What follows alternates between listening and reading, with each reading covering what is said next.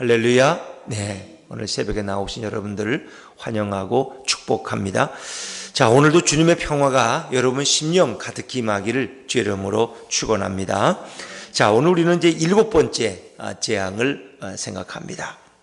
한번 기억을 되살려 보면 첫 번째는 나일강이 피로 변한 그런 재앙이에요. 두 번째는 나일강이 개구리들이 다 올라와서 사람들을 힘들게 했던, 그 정도는 그래도 견딜 수 있지 않겠습니까? 왜? 나일강 물을 못 먹으면 땅을 파서 샘을 팠다는 거죠. 개구리 때 좀 불편했겠죠. 자, 세 번째는 모든 티끌이 이로 변한, 그것도 굉장히 괴로웠을 거예요. 그 다음에 네 번째는 파리 재앙이에요. 파리. 그 다음에 다섯 번째부터 좀 달라요. 돌림병, 가축의 전염병, 온역이 생겨서 가축들이 무수히 죽어나갔습니다. 그리고 여섯 번째는 악성 종기, 그래서 피부병이 발생해서 사람들이 더 큰 고통을 당했어요. 근데 여기까지는 그것 때문에 죽진 않아요. 좀 불편해요. 그냥 위가 너무 많으면 그냥 괴로워요. 이 잡느라고 그냥 이 때문에 또 파리 때문에 개구리 때문에 괴로워요. 피부병 때문에 몸을 긁고 견디기 어려워요. 근데 일곱 번째 우박은 좀 달라요. 여러분 어떻습니까?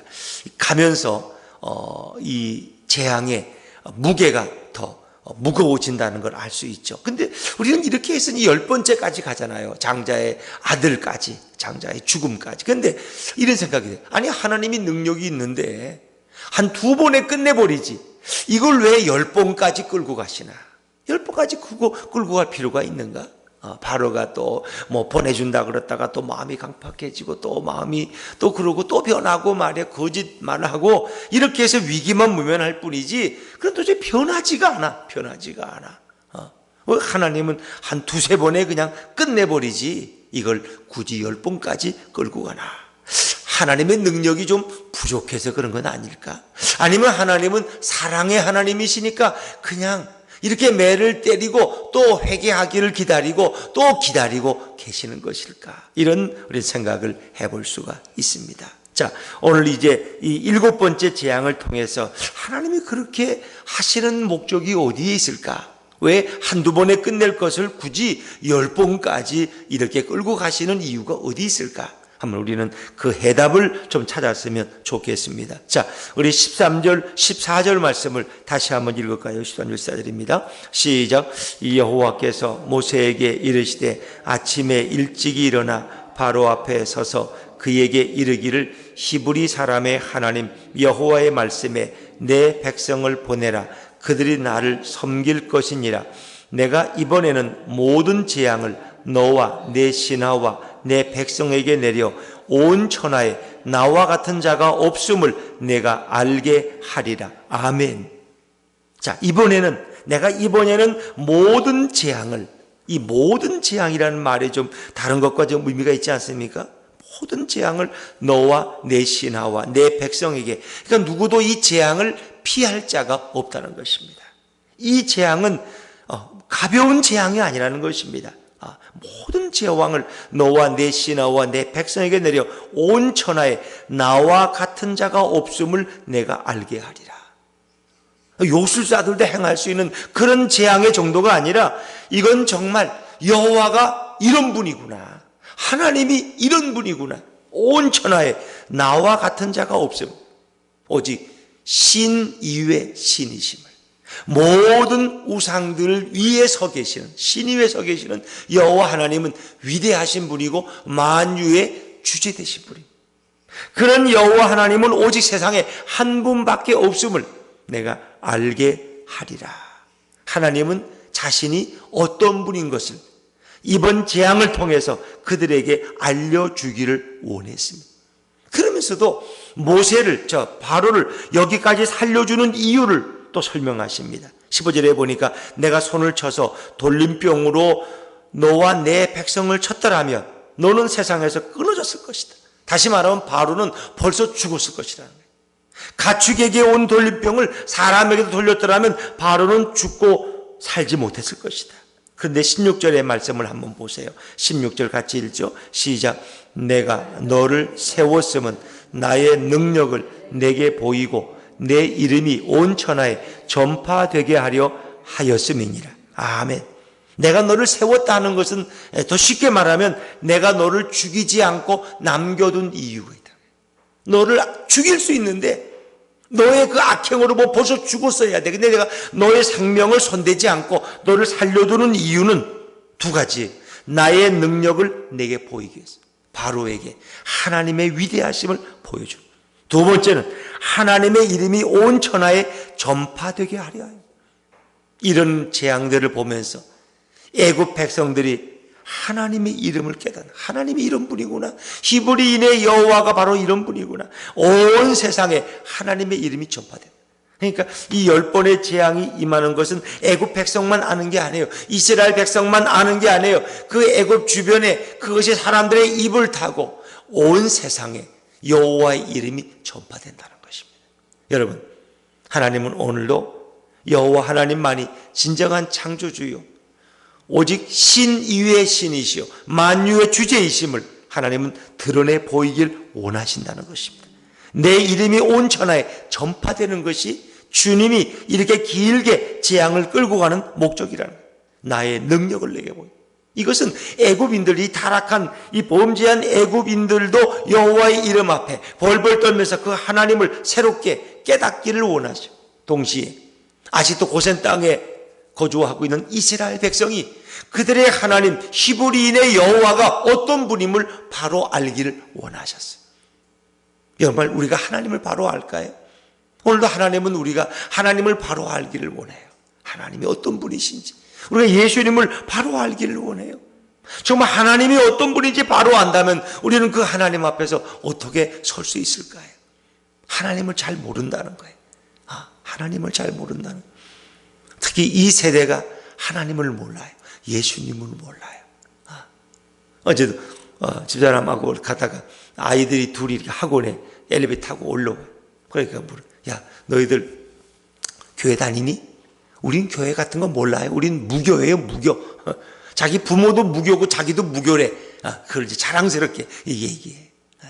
그래서 너 교회 오면 예수님 말씀도 배우고 너무 좋은데 교회가 뭐 하는 거예요? 나는 무교기 때문에 그런데 안 다녀요.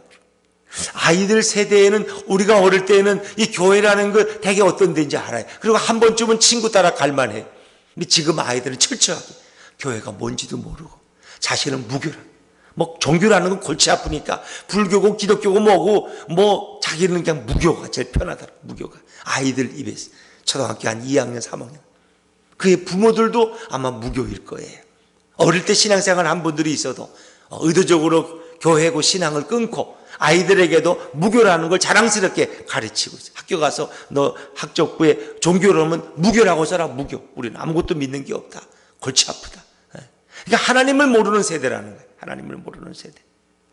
그래서 이 세대의 문제는 하나님을 모르고 예수님을 모른다는 거예요. 지금 특별히 젊은 세대 또 지금 40대 50대 세대에도 하나님을 모르는 사람들이 너무나 많다는 거예요. 왜? 그들은 학교에서 진화론을 배우고 이렇기 때문에 교회는 그냥 가정의 분위기가 교회 나가는 분위기가 놀러는 끌려는 가지만 하나님이 누군지 모른다는 거예요. 여기에 심각한 문제가 있죠. 그래서 정말 하나님을 모르는 목회자가 만약에 일생 동안 목회를 한다면 어떨까요? 목회라는 건 그에게 직업에 불과할 거예요. 우리 부모가 다 좋아하니까 교회 가서 목회하는 것도 재미있어 보여. 그것도 그냥 출퇴근도 뭐 자유롭고 그냥 괜찮을 것 같아. 하나님을 모르는 사람이 적당히 목회할 수 있어요. 그러다 교회가 좀 부흥하고 사람들이 모이고 재정이 많아지고 건축도 하면 거기다 폼 잡고 다닐 수도 있어요.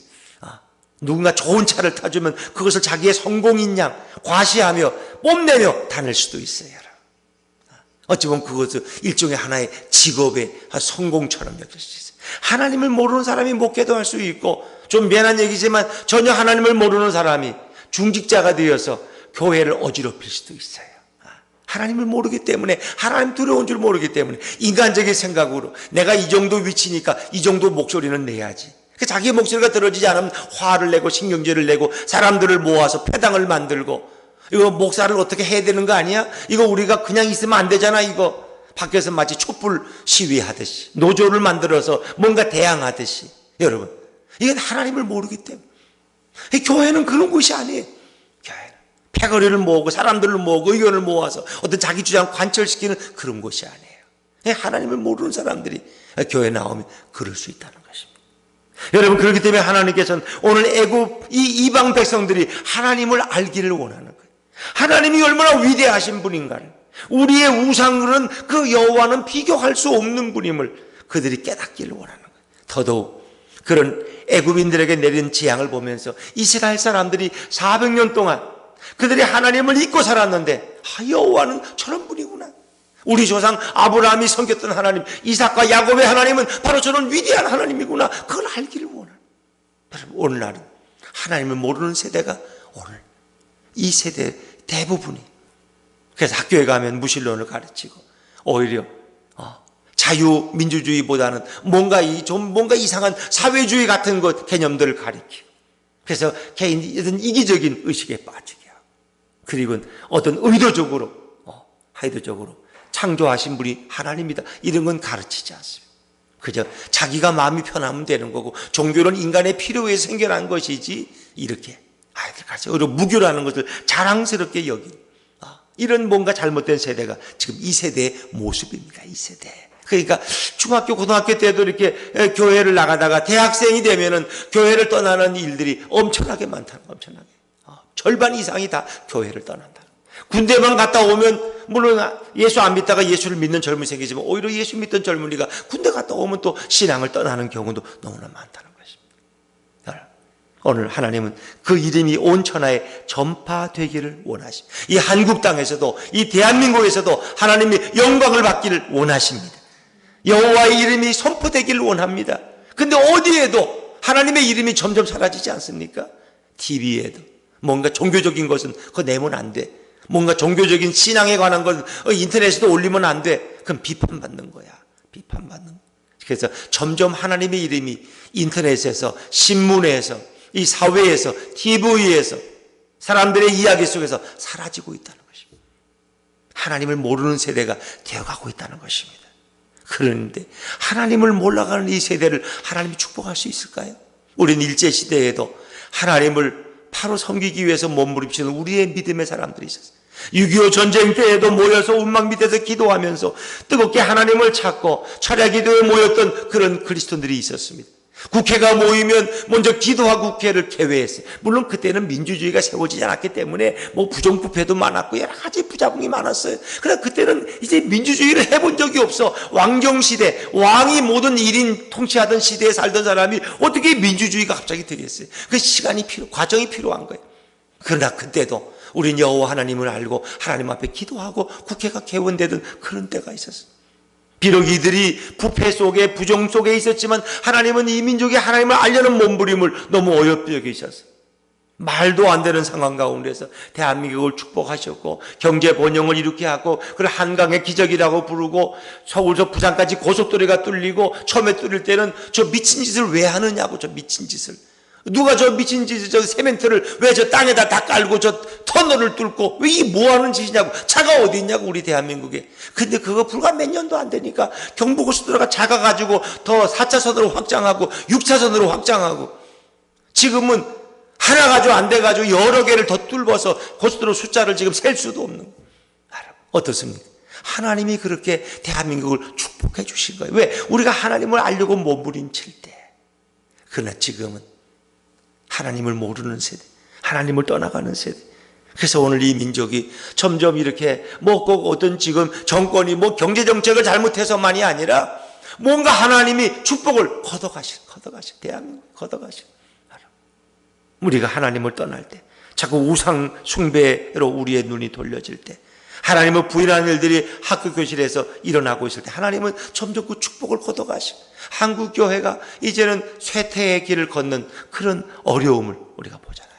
그리고 그냥 교회대로 분열되고 사회에서 지탄을 받고 어떤 뭔가 혼란스러운. 그러나 저는 어느 때가 되면 하나님이 다시 한국교회에 부흥을 주실 줄로 믿습니다.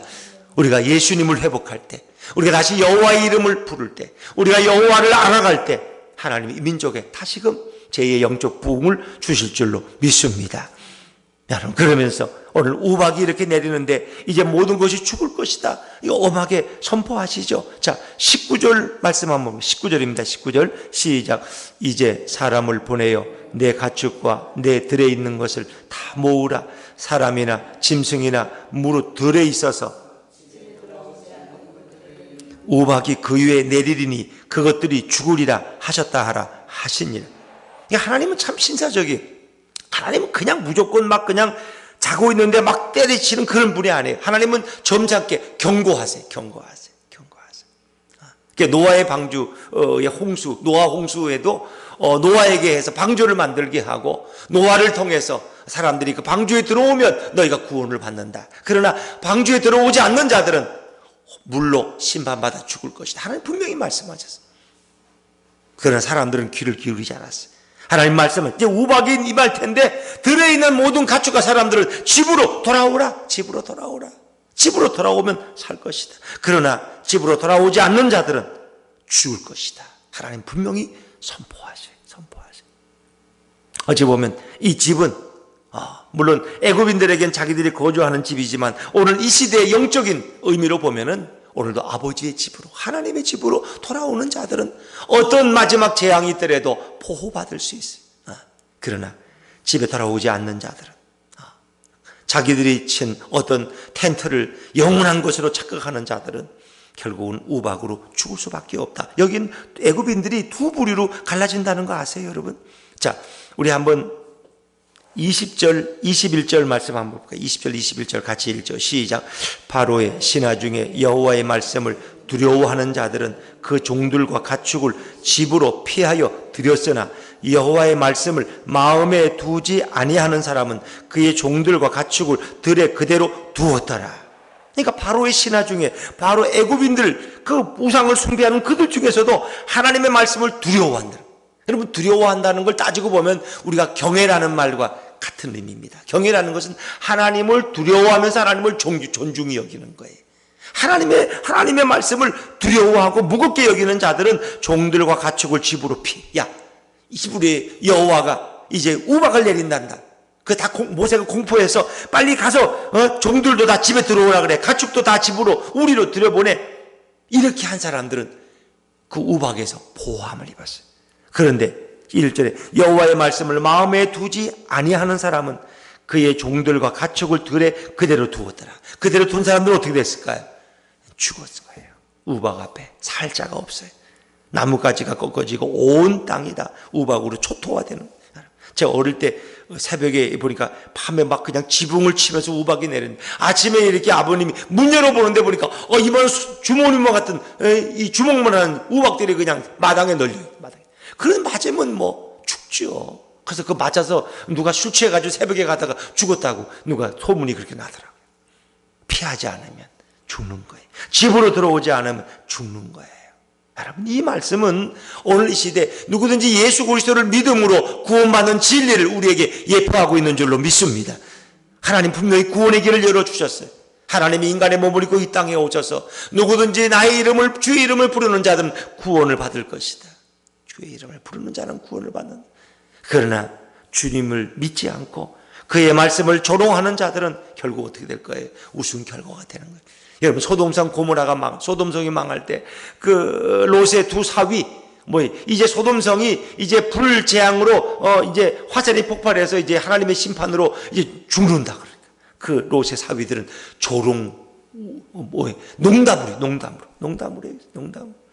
농담으로 여기던 자들은 결국 죽는 거예요.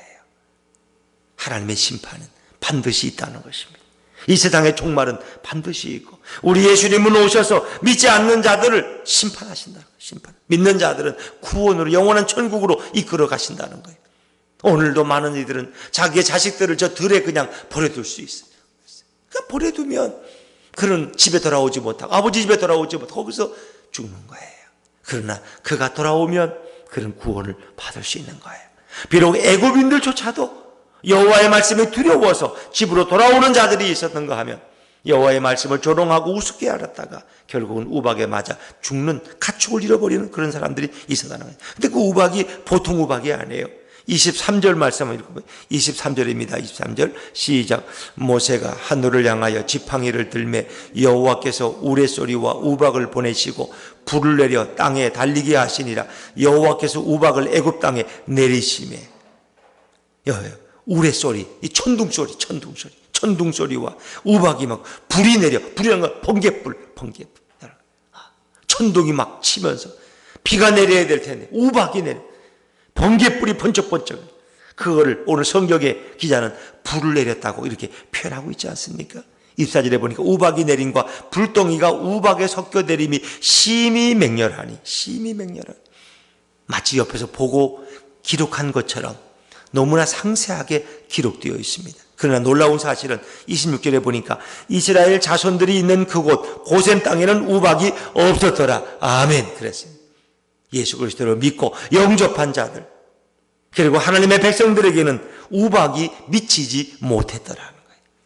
그러나 이방인들, 애굽인들 중에서도 하나님의 말씀을 두려워서 집으로 피한 자들은 구원을 받았다고 하는 것입니다. 31절 30절에 보니까 그때에 보리는 이삭이 나왔고 삼은 꽃이 피었으므로 상과 보리가 상하였으나. 이런 표현들을 보세요. 우박이 내리는 그때 보리는 이삭이 나왔어. 삼은 꽃이 피어, 상과 보리는 다 상했어. 우박에만. 그러나 30절에 보니까 밀과 쌀보리는 아직 자라지. 밀은 나중에 우리 보통 한국에서도 5월 6월 자라잖아요. 그러니까 밀과 쌀보리는 아직 상하지 아니했더라.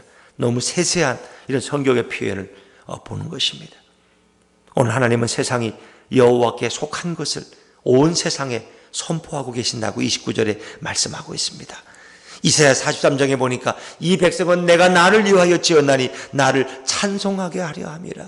하나님이 우리를 지으신 목적은 여호와를 찬양하고 찬송하게 하려 함이라. 고린도전서 10장에 보니까 너희가 먹든지 마시든지 무엇을 하든지 하나님의 영광을 위하여 하라. 오늘도 하나님의 이름이 온 세상에 드높여지고 전파되기를 원하십니다. 하나님은 오늘도 영광 받기를 원하십니다. 우리 예수님께만 영광 돌리고 그 이름의 성호를 드높이는 저와 여러분의 복된 하루가 되시기를 주의 이름으로 축원합니다. 기도하겠습니다.